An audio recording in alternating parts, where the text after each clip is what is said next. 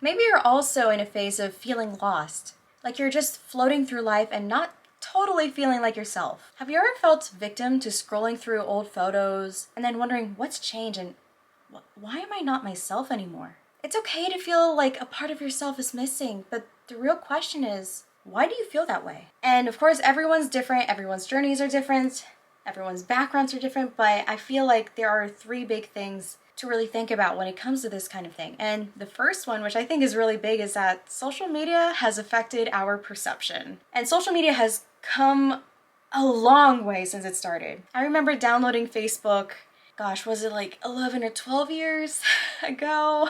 It was very different than it is now. It's definitely a lot more with marketing and sales and monetization and people who aren't your friends. Just a lot of advertisements.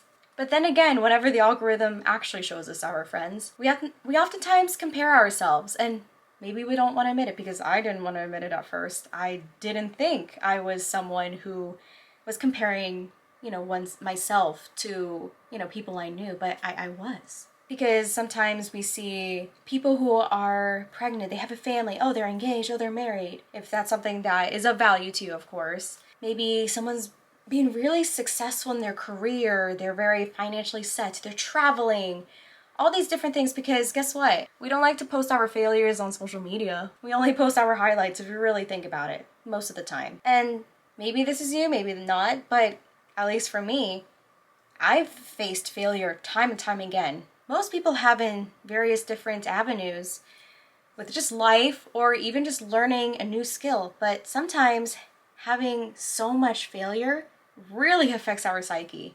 And for me, that led to imposter syndrome.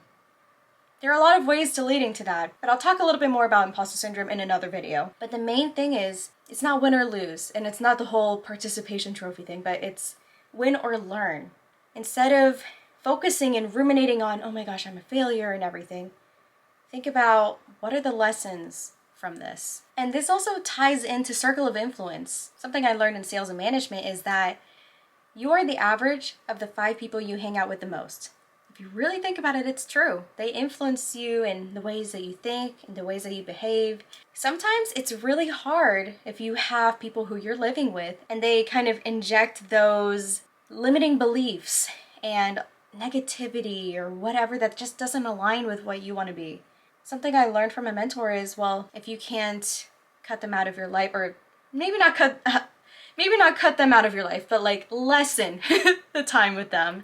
What are you feeding yourself with books, audiobooks, podcasts, YouTube videos, or elsewhere? Those can be circle of influence too. It's not just physical friends, but it's also what you're feeding yourself, maybe virtually or with a book or anything like that. What are you learning about? But something that's really interesting is that there have been a lot of trends over the past few years, and at the time when I was a district manager, I wasn't really on social media a whole lot. Now I am a lot more. Not a little bit, a lot. But for whatever reason, I realized, wow, so even though social media wasn't really influencing me, I was noticing these trends that I would hear about in the news. Now, I wasn't a part of the Great Resignation, but burnout, that was a big buzzword, and yeah, I was feeling very burnt out as a district manager. And oh boy, did I experience gaslighting and the effects of that. I didn't know what that even was until, last year? And that was a buzzword. And an imposter syndrome. I didn't really know what that was, but I know that was a very new feeling for me. For some reason, I was feeling empty and worthless. It's something I'm still battling now. For whatever reason, it's affected my performing arts. I don't feel like I can sing anymore. I don't feel like I can do this. Oh, I'm rusty. Oh, I'm this. Why do I feel so much imposter syndrome in so many areas of my life? It's insane. And then there was also quiet quitting. That was basically how I was until I finally stepped down from my district manager position. But regardless, there are all these trends, and sometimes those can be influenced onto us by social media or friends or whomever. But other times it's just a matter of, oh, we have this increased awareness, like in my situation. And something else too that's very much maybe influenced by social media or elsewhere with the circle of influence, but identity. I know that that's a very political thing as well, but what I mean by identity is we tend to take certain parts of our personalities and just obsessed with it and like, this is my identity. And an example of that is, for me, I put career as my identity, I put love life as my identity, I put people pleasing as my identity. I put all these things before myself, and I didn't realize I didn't really truly know myself. I wasn't loving myself. I gave so much into my career that I wasn't living life. With people pleasing, I mean, I said yes to everything, and I really was not prioritizing myself or making boundaries for myself. I just grew to be such a resentful person. But really, at the end of the day, all of these different titles, these different aspects of our lives, it's not like the main identity. And oftentimes, I know politics, for example, yes, it can be a part of everyday life, but it's not your full identity. And I can talk a little bit more about what I mean by that in another video later on. But there are so many things that make up our lives. We have an entire personality.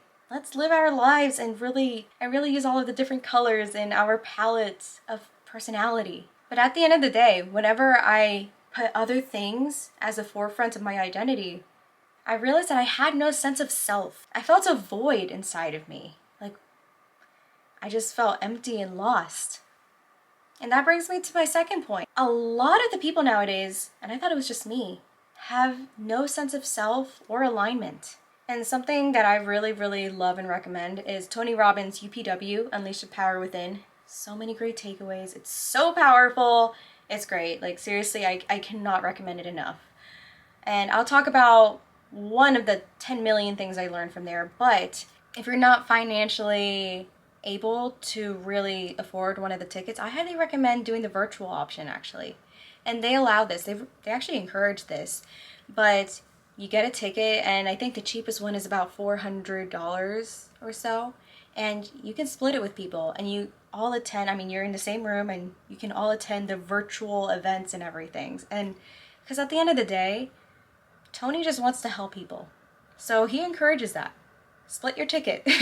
And that can make it a lot more affordable. But I highly recommend attending UPW if you haven't already. But one of the takeaways was the 6 human needs. You have 1, certainty. 2, uncertainty/variety. 3, significance. 4, connection/love. 5, growth. And 6, contribution. Think to yourself, what am I already doing? And what do I probably need a little bit more in my life? And that can really help you with, okay, what do I need to work on to really align myself? But at the end of the day, what do you want? Why do you want it? Who do you want to be? And I'll talk a little bit more about that later on in this video. But I mean, even if you're multi-passionate, which, yes, I'm guilty. I'm very much multi-passionate. But I mean, there's nothing wrong with that. But sometimes we can be very excited to do a lot of different things, and we tend to be objected. And we tend to be objected to shiny object syndrome, and we're like, oh, I want to do this, I want to do that, I want to do this, I want to do that. And we have so many passions, and we love doing X, Y, and Z, and we want to do them all, but then we end up not accomplishing anything. But, yeah, and that's a matter of really focusing on one thing at a time. Again, future video. But this leads me to my third point. Now, I highly recommend looking up Dusty. I don't know how to say his last name. I'm so sorry, Dusty. You're amazing, though. I appreciate you. I have his full name right here. Look him up. And at the time of recording this video, he does have a free defined call every Monday. And I think he used to be a realtor, but if anything, he's coached many realtors. He's spoken at Bold, if you are familiar with the real estate industry. And now he coaches people of different industries, especially with business. But he has so many things, so many great takeaways. He holds us accountable towards being grateful in the morning and journaling and everything.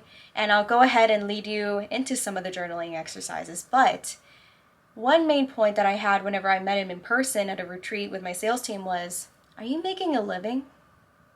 Or are you creating a life?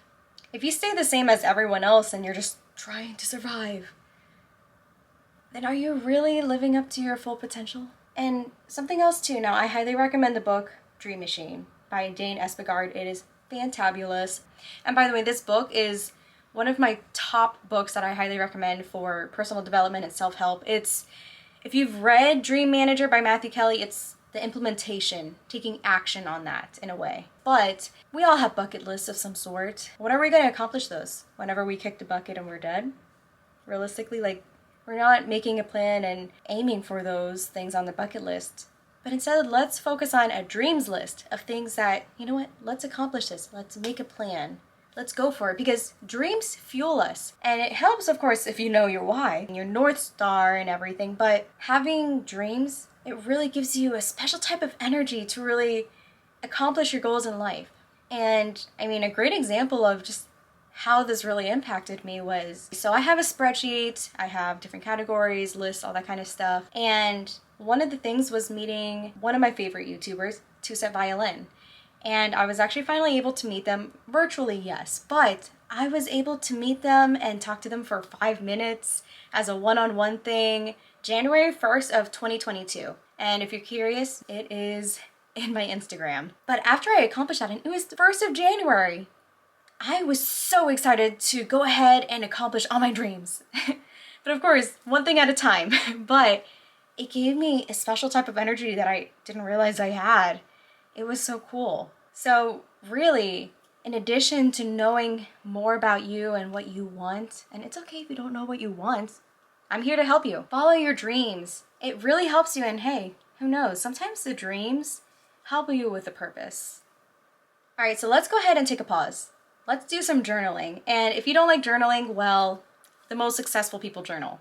So I highly recommend journaling. And if you need to pause this video at any point to write down the questions if you want to, or just to write these answers, then go for it.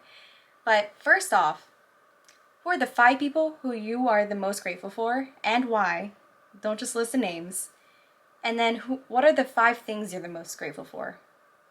That's something that's great to do every morning. Something I learned through sales, management, life coaching, whatever, is that you cannot feel stress and grateful at the same time. When I first heard this, I did not agree. I was very closed-minded. I was like, what? Of course not. That's not true. What are you talking about? Humans are way more complex. We have complex emotions. We feel multiple things at the same time. It's ridiculous. I was still in a very negative mindset, mind you.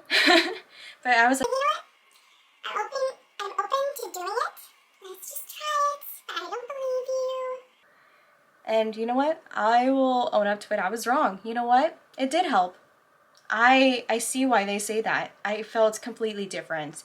And if you want to challenge yourself, do a top 50 things you are grateful for, and it might be things that you take for granted. And if that's easy, do top 100. What are the things that we take for granted? Because we are so easily accustomed to the things that we have. It's hard to forget and really take a pause on this. And it's perfect for Thanksgiving that's coming around the corner, but this is so real though. Like nowadays society, it's kind of moving a little more towards entitlement, if you really think about it. There's so much we take for granted. I can say, I have clean water to drink. I have food. I have a roof over my head. I have clothes. I have 10 fingers. What are the things we take for granted? And after doing the top 50 or 100 list, it really does help you feel a lot better. It's awesome. And something else too. So whenever you finish up with this journal prompt of the 5 people you're grateful for and the 5 things you're grateful for, choose one of these 5 people and reach out to them. Now, I know everyone has their own comfort level. If you don't feel comfortable, you could text, I guess, or FaceTime. But I challenge you, either FaceTime or call them. Tell them why you're grateful for them. Why you're grateful to have them in your life. You never know what they might be going through too. I mean, they might really appreciate the words of affirmation. Call them and tell them, thank you so much. I appreciate having you in my life. Tell them why you're grateful for them. But have those spontaneous things. Go ahead and do it right now, actually. Pause the video. Go ahead and call one of these people. Or text, whatever, FaceTime. And you know what? I'm going to go ahead and practice what I preach. Jen. So she is my vidIQ coach. She is awesome. I also am appreciative of my former coach, Anthony. But Jen, I appreciate everything you do for all of us creators who you're coaching right now. You are amazing. I appreciate you holding me accountable towards doing the things I say I'm going to do. I appreciate you checking up on me just in case I don't respond because I'm maybe too busy or I forget or something. And I appreciate all of the help that you've given me, even if I think I'm overthinking things, which is not necessarily a bad thing, But I appreciate just the clarity that you give.